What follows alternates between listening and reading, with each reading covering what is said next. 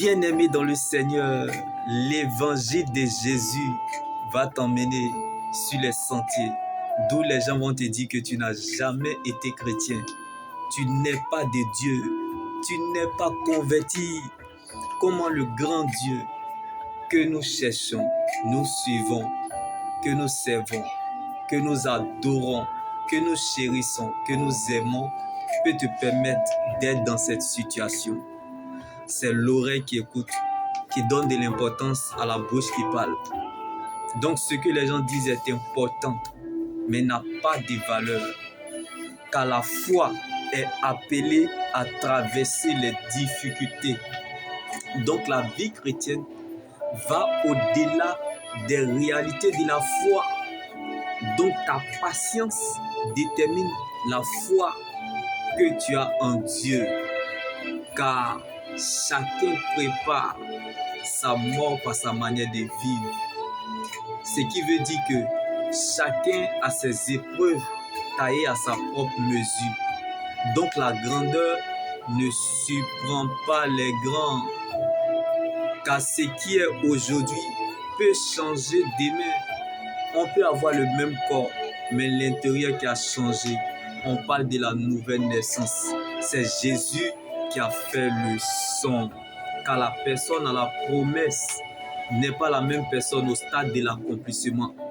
Donc, il ne faut pas abandonner la promesse, mais il faut accepter le processus, car tu es dans le tunnel de la transformation. Quand Dieu est avec toi, on ne comprend rien dans ta vie.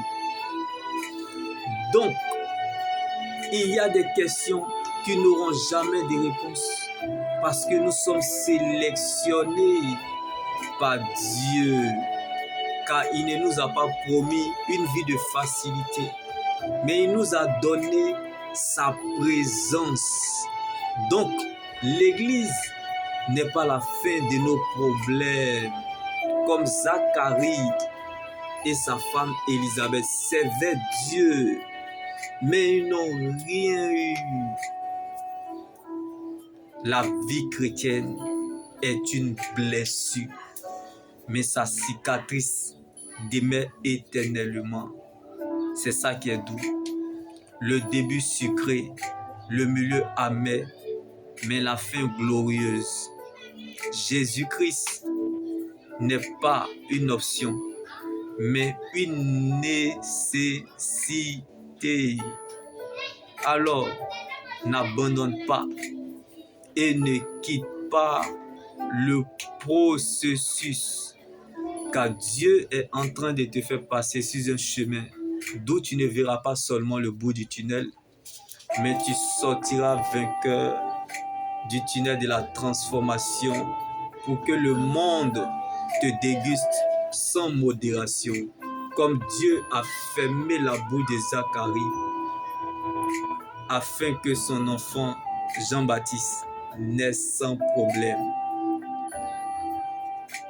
Ce que Dieu n'a pas dit, il a caché afin d'éclater sa gloire. Alors laisse Dieu gérer ce que tu ne connais pas, car Dieu te laissera toujours gérer ce que tu connais.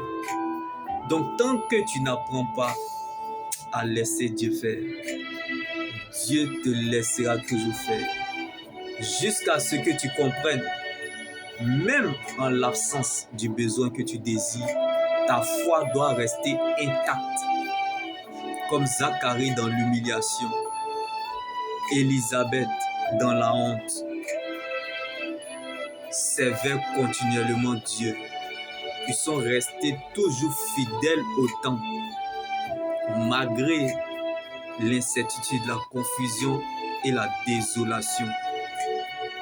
Il en est de même pour ta situation, même si elle refuse que tu existes, mais qu'elle ne t'empêche pas de faire exister ton Dieu. Les hommes t'emmèneront tendance au découragement, mais sur quel sycomore te tiens-tu? Comme Zacharie dans l'humiliation, Élisabeth dans la honte, mais leur foi est restée intacte. Quel est le poids de ton Jésus? bien-aimé? Quelle est ta véritable source de motivation en cherchant, suivant et servant Dieu?